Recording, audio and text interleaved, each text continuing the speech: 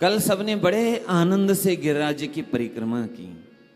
सच कहें, आप लोग बहुत बड़े सौभाग्यशाली हो। हाँ, क्यों? क्योंकि नहीं तो प्राय लोग आते हैं, बिहारी जी जाते हैं और जाके लौट आते हैं, बाहर कचौड़ी पकौड़ी खा करके अपने घर जाते हैं। फिर उनसे कोई पूछता है कैसा लगा बिहारी जी, वृंदावन कैसा है? बहुत बढ़िया लगा। अच्छा, अरे जैसे ही बिहारी जी से बाहर आए, मैंने कई लोगों से सुना कहते हुए, बिहारी जी से जैसे ही बाहर निकलो, हमने कई लोगों से, कई माताओं से, कई पुरुषों से ये सुना, महाराज जैसे ही बाहर निकलो ना, जब हम कहीं बाहर जाते हैं उनसे कहते कैसा लगा आपको वृंदावन जाने के बाद, तो कहते हैं जैसे ही मंदिर से बाहर निकलो ना, तो बिहारी जी के मंदिर के सामने जो कचौड़ी वाला है ना, और उसको क्या कहते हैं, पानी पूरी और कुछ, महाराज क्या स्वाद है उसमें। मैंने मनी मन विचार किया, इन्होंने कचौड़ी का स्वाद तो लिया वृंदावन में, लेकिन ठाकुर जी के दर्शन का स्वाद नहीं ले पाए।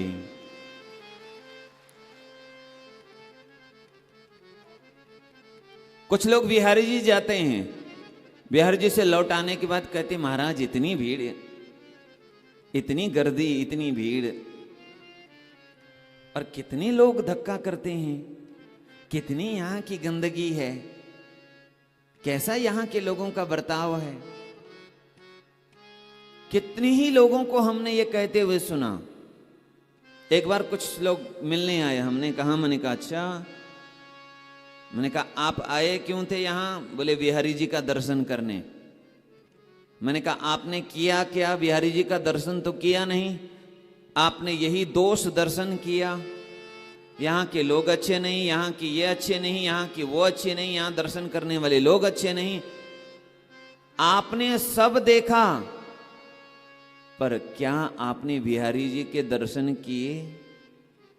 मैंने उनसे पूछा, भाई ये बताओ, आप दर्शन करने गए तो आज ठाकुर जी ने पोशाक कौन सी पहनी थी, ये बताओ जरा।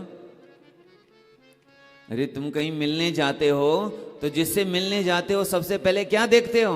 उसका पहनावा, कैसे कपड़े पहने हैं, कहाँ बैठे हैं। तो बिहारी जी दर्शन किए, दर्शन करने के बाद जब वापस आए तो हमने पूछा कि भाई आज ठाकुर जी ने कौन सी पोशाक पहनी है? पीली पहनी है, हरी पहनी है, नीली पहनी है, कौन सी पोशाक थी? बोले महाराज वो तो याद नहीं है। तो मैंने कहा आपको ठाकुर जी ने कौन सी पोशाक पहनी थी, कौन सा स्वरूप था सजा हुआ, आज वो आपको याद नहीं है, पर वहां आपको वो याद है कि वो धक्का लगाया था किसी ने, थोड़ा सा धक्का लग गया होगा। हम अपना अपना स्वभाव लेके चल रहे हैं, साथ में अपने स्वभाव की पोटली लेकर के चल रहे हैं, अपना स्वभाव लेकर के चल। खुद का स्वभाव हम छोड़ना नहीं चाह रहे हैं, खुद का अभिमान हम छोड़ना नहीं चाह रहे हैं। हम बन के आए हैं, मैं फलाना आदमी हूं, मैं फलानी हूं, मैं फलाना हूं, मेरे पास इतना पैसा है, इतना ये है, इतना वो है। पता चलेगा ना तो संसार में हमारी गिनती कहीं भी नहीं है।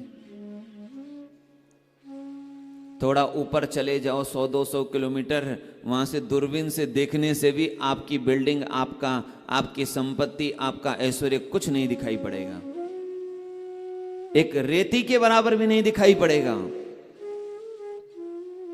क्या अभिमान करना, किस पर अभिमान करना। लेकिन जो अपना अभिमान छोड़ देता है वही सच में उसको, उसकी भक्ति कर सकता है।